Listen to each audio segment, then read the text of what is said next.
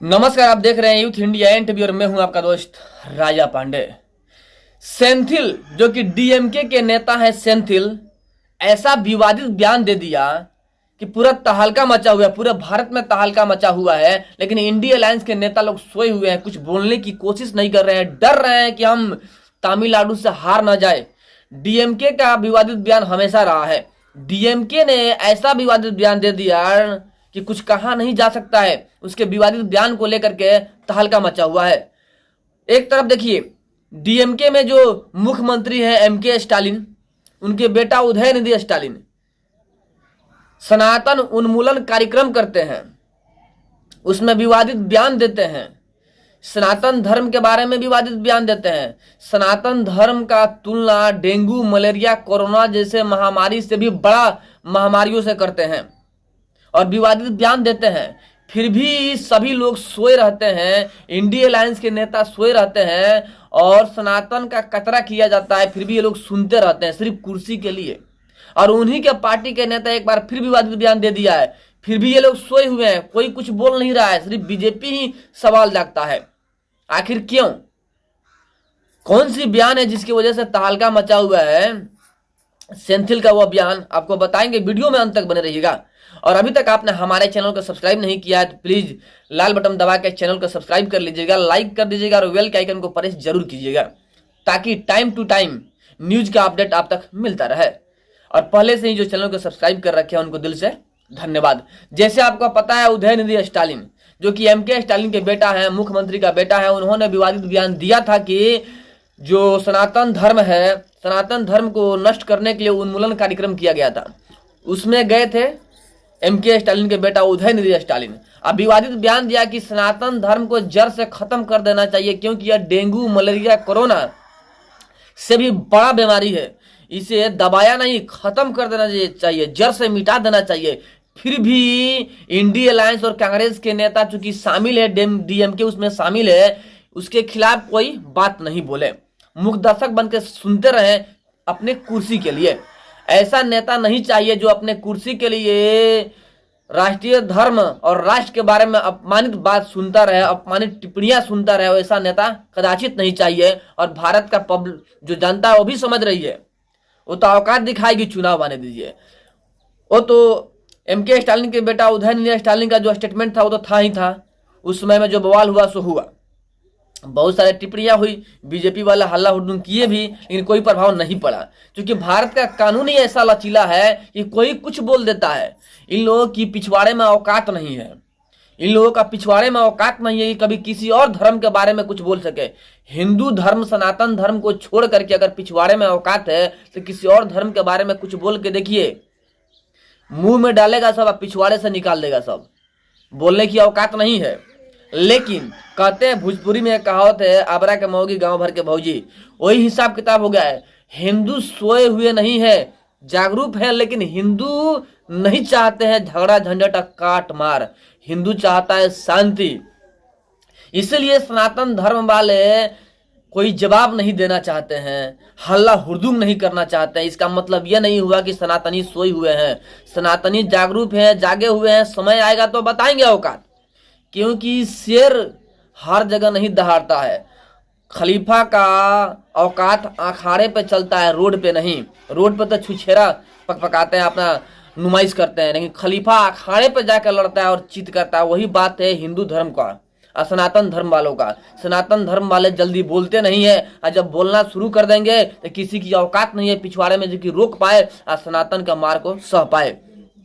लेकिन बार बार सनातन धर्म को ही टारगेट किया जाता है, क्योंकि सनातन धर्म वाले शांति प्रिय होते हैं।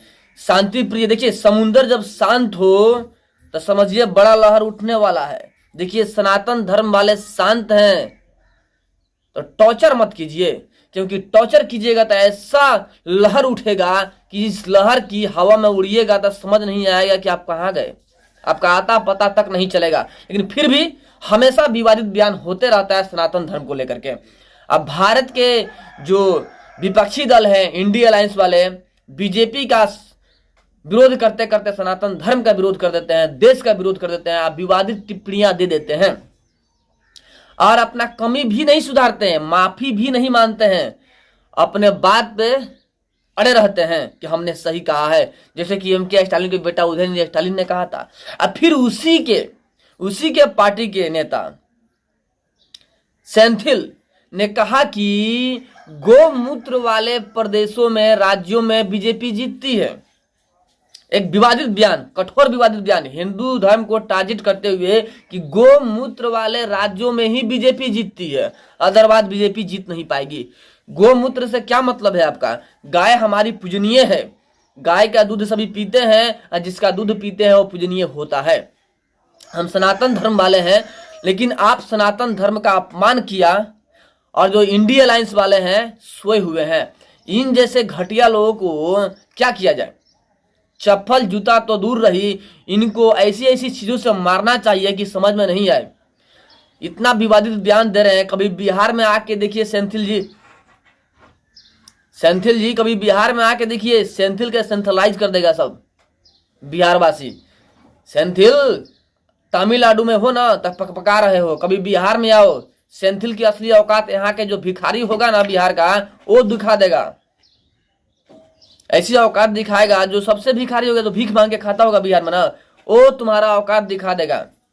सनातन धर्म को बार बार टारगेट कर रहे हो, लेकिन देखिए सरकार को भी चाहिए कि एक ऐसा कड़ा कानून बनाए इन जैसे घटिया लोगों के बारे में, जिनको चप्पल जूता पहनाना जरूरी नहीं है। इनके पुतले पे चप्पल जूता पहना करके जूते मारने से क्या फायदा है? इनके सब शरीर में जूता चप्पल का माला पहना करके तब जूता से मारना चाहिए, तब इनकी असली औकात आएगा। सेंथिल ने जैसा कार्य किया है ना, पूरे बिहार में तहलका मचा हुआ है, पूरे पब्लिक खलबला गए हैं। बिहार छोड़िए, पूरे भारत में तहलका मचा हुआ है। अब पूरे के पूरे पब्लिक खलबला गए हैं, क्योंकि गोमूत्र वाले राज्य में ही बीजेपी जीतता है। बहुत ही बड़ी गलत बात है। अब बहुत ही अभद्र लैंग्वेज का प्रयोग किया गया है सेंथिल के द्वारा, जो कि डीएमके के नेता हैं। डीएमके के नेता बार बार विवादित बयान दे रहे हैं, लेकिन सोचने वाली बात यह है कि पीएम नरेंद्र मोदी कोई एक्शन क्यों नहीं ले रहे हैं। हम बार बार बोलते हैं कि एक ऐसा कठोर कानून बने कि अगर कोई किसी धर्म के बारे में बोलता है तो उस पर ऐसा कार्रवाई होना चाहिए कि उसका 7 पुश्तान याद रखे और कोई दोबारा ऐसा गलती नहीं करे। आजीवन कारावास का सजा होनी चाहिए, मृत्यु दंड का सजा होनी चाहिए, क्योंकि 1-2 आदमी का टारगेट नहीं किया जा रहा है, पूरे कस्बा का टारगेट किया जा रहा है, पूरे देश का टारगेट किया जा रहा है। सनातन धर्म का विरोध यानी भारत का विरोध है। भारत का विरोध, राष्ट्र का विरोध करने वाले ही सनातन धर्म का विरोध करते हैं। ये लोग राष्ट्र विरोधी बात करते हैं। ये लोग एक प्रकार के आतंकवादी हैं, IS का एजेंट है। ये लोग जो भारत में लड़ा करके टुकड़ा टुकड़ा भारत का करना चाह रहे हैं। अब समझना होगा, जो भारत के नेता हैं उन लोगों को इस बात को समझना होगा कि ये लोग भारत को लड़ाना चाहते हैं, आपस में टुकड़े टुकड़े में बांटना चाहते हैं, तभी तो बार बार विवादित बयान देते हैं और सनातन धर्म को ही टारगेट करते हैं। किसी और धर्म को टारगेट करने की इनकी औकात नहीं है, वरना पिछवाड़े में डालेगा सब और मुंह से निकाल देगा सब, अगर अदर धर्म के बारे में टारगेट करेगा लोग तो। एक सिर्फ सनातन धर्म को ही कमजोर समझते हैं और उसे ही टारगेट करते हैं। देखिए, सांप होता है, एक होता है कोबरा, एक होता है करैत। कोबरा के पास बिख कम होता है लेकिन फुफियाता ज्यादा है, और करैत के पास बिख ज्यादा होता है लेकिन शांत रहता है। हिंदू शांत रहने वाला है, क्योंकि हिंदू को पता है कि हमारे पास बहुत औकात है, और एक बार हम फूक देना तो इन सभी का नष्ट हो जाएगा, इसलिए हिंदू बोलता नहीं है। तो कम मत ताकिए, औकात आपका समझ में आएगा। समय आ रहा है, युवा पीढ़ी जाग चुके हैं। आप पहले वाले सनातनी नहीं है कि आप कुछ भी बोलिएगा सुनते रहेंगे।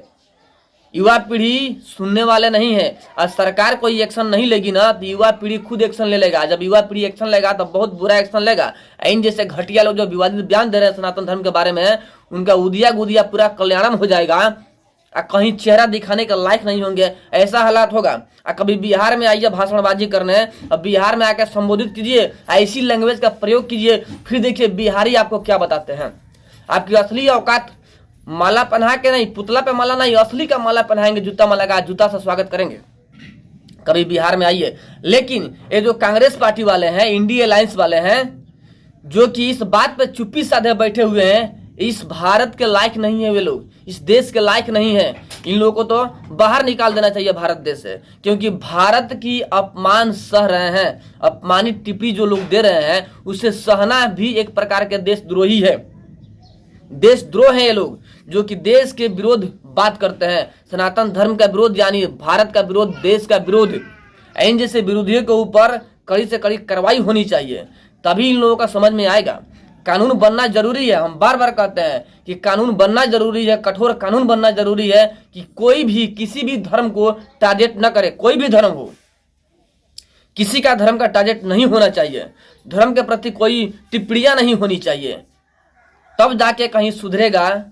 इन जैसे घटिया लोगों का जो चाल चलन है सुधरने का नाम लेगा, वरना सुधरने का कोई नाम नहीं लेगा। फिर जब पब्लिक खलबलाएगी तो असली औकात दिखा देगी। फिर मत बोलिएगा कि पब्लिक मान नहीं रही है। पब्लिक अभी शांत है, क्योंकि भारत के जो प्रधानमंत्री उन पे विश्वास है पब्लिक का कि वो कुछ तो करेंगे। तो पीएम नरेंद्र मोदी जी, आप ऐसा कानून बनाइए कि इन जैसे लोगों का औकात समझ में आए। बाकी सनातन धर्म को टारगेट बार बार किया जा रहा है। इन जैसे घटिया लोगों के बारे में आप लोग क्या सोच रखते हैं, कमेंट में जरूर बताइएगा। लोकसभा के चुनाव में इन लोगों का असली औकात जरूर दिखाइएगा। फिर मिलते हैं आपसे हम बड़े अपडेट और एक बड़े न्यूज के साथ में। तब तक के लिए जय हिंद।